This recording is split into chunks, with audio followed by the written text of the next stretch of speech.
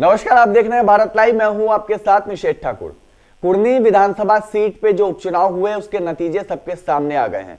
Bharatiya Janata party के उम्मीदवार केदार गुप्ता ने वहां से जीत हासिल कर ली है। वहीं जेडीयू कैंडिडेट मनोज कुशवाहा को वहां से हार का सामना करना पड़ा। इससे पहले कुर्नी सीट महागठबंधन की झोली में थी। आरजेडी के वहां से विधायक थे अनिल साहनी, लेकिन अब कुर्नी सीट भारतीय जनता पार्टी के खेमे में चली गई है, उनकी झोली में चली गई है। इन सब के बीच बीजेपी कैंडिडेट के जीतने के बाद जश्न शुरू हुआ। बीजेपी प्रदेश कार्यालय में बड़े बड़े नेताओं के बयान आए और इस बात को कहा गया कि नीतीश कुमार का जो जनाधार है वो अब बिहार में समाप्त होता हुआ दिख रहा है। राजद के भी कई नेताओं का बयान आया और इस बात को कहा गया कि हार पे मंथन करने की जरूरत है, समीक्षा करने की जरूरत है। आखिर हार हुई तो हुई क्यों?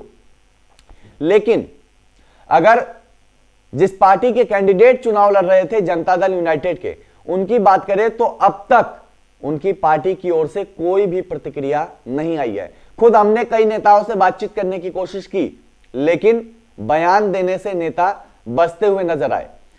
बिहार में हुए उपचुनाव में महागठबंधन की सिटिंग सीट हार जाने के बाद नीतीश कुमार ने हिमाचल प्रदेश और उत्तर प्रदेश की मैनपुरी की रिजल्ट से ही अपना दिल बहलाया है। उन्होंने ट्विटर पर ट्वीट किया है हिमाचल प्रदेश और उत्तर प्रदेश की मैनपुरी के रिजल्ट को लेकर के। लेकिन वही महत्वपूर्ण जो सीट थी कुर्नी, जहां पे उनकी पार्टी के कैंडिडेट चुनाव लड़े मनोज कुशवाहा, उनके लिए उन्होंने कोई भी ट्वीट नहीं किया या फिर हार क्यों हुई, हार का क्या कारण रहा, कोई भी इस तरीके का ट्वीट नहीं आया। नीतीश कुमार ने हिमाचल प्रदेश की जीत पर कांग्रेस को बधाई दी।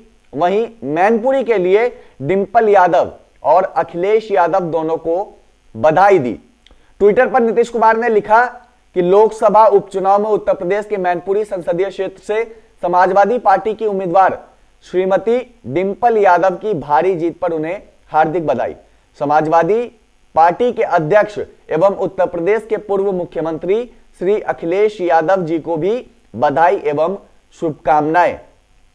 दूसरा ट्वीट नीतीश कुमार की ओर से किया गया और उसमें लिखा गया, हिमाचल प्रदेश में जीत हासिल करने के लिए कांग्रेस को बधाई। उन्होंने कांग्रेस को बधाई दी। आगे नीतीश कुमार ने लिखा कि हिमाचल प्रदेश विधानसभा आम चुनाव में बहुमत हासिल करने पर भारतीय राष्ट्रीय कांग्रेस पार्टी को हार्दिक बधाई एवं शुभकामनाएं। लेकिन नीतीश कुमार ने बिहार के कुर्नी विधानसभा क्षेत्र में हुए उपचुनाव पर कोई भी प्रतिक्रिया नहीं दी। इससे समझा जा सकता है कि नीतीश कुमार जो उनके कैंडिडेट को उन्होंने उतारा था, चुनाव हारने के बाद वो साइलेंट हो गए हैं और अब उनका क्या बयान आता है इस पे सभी की निगाहें हैं। पहला जो प्रतिक्रिया है, पहला जो बयान है वो जनता दल यूनाइटेड की ओर से क्या आता है, क्योंकि ना तो जेडीयू के राष्ट्रीय अध्यक्ष ललन सिंह की ओर से अब तक कोई भी प्रतिक्रिया सामने आई है, ना ही मुख्यमंत्री नीतीश कुमार की ओर से कोई प्रतिक्रिया सामने आई है, ना ही जेडीयू के अन्य नेताओं की ओर से। कई प्रवक्ताओं से भी हमने कल बातचीत की और उनका जो रिएक्शन है वो जानने की कोशिश की कि आखिर कहां कमी रह गई, कहां चूक गई जनता दल यूनाइटेड, तो उस पर उन्होंने कोई प्रतिक्रिया नहीं दी। बहरहाल राष्ट्रीय जनता दल मंथन करेगी कि आखिर कुर्नी में हारी है तो हारी क्यों जेडीयू, क्योंकि इससे पहले आरजेडी के कैंडिडेट वहां पर चुनाव जीते हुए थे। इससे पहले आरजेडी के पक्ष में वहां पर वोटिंग हुई थी। लेकिन इस बार ऐसा क्या हो गया कि मुख्यमंत्री नीतीश कुमार के महागठबंधन में आने के बाद जेडीयू के कैंडिडेट चुनाव हार जाते हैं। आखिर क्या हुआ? सब पे मंथन होगा, राजद के नेता इस बात को कह रहे हैं। बहरहाल मुख्यमंत्री नीतीश कुमार या फिर उनकी पार्टी के कई जो नेता हैं, उनका रिएक्शन कब आता है, उनकी प्रतिक्रिया कब आती है, वो हम आपको बताएंगे। लेकिन फिलहाल कोई भी नेता कुछ नहीं बोल रहे हैं और बिहार के मुख्यमंत्री नीतीश कुमार ने जहां हिमाचल में और मैनपुरी में जीत की बधाई दी, तो वहीं कुर्नी विधानसभा सीट पे जो उपचुनाव के नतीजे आए, जिसमें जेडीयू के कैंडिडेट मनोज कुशवाहा को करारी हार मिली, उस पर कोई भी प्रतिक्रिया अब तक नहीं आई है। फिलहाल इस खबर में इतना ही। अगर अब तक आपने हमारे चैनल को सब्सक्राइब नहीं किया हो तो जल्द से जल्द सब्सक्राइब कर ले। साथ ही अगर आप यह खबर हमारे फेसबुक पेज पर देख रहे हैं तो हमारे पेज को फॉलो करें। धन्यवाद। अगर ये वीडियो पसंद आई और वह बिहार के राजनीति और बिहारियत से सरोकार रखेनी तो सब्सक्राइब बटन दबा के चैनल के सब्सक्राइब कर ली।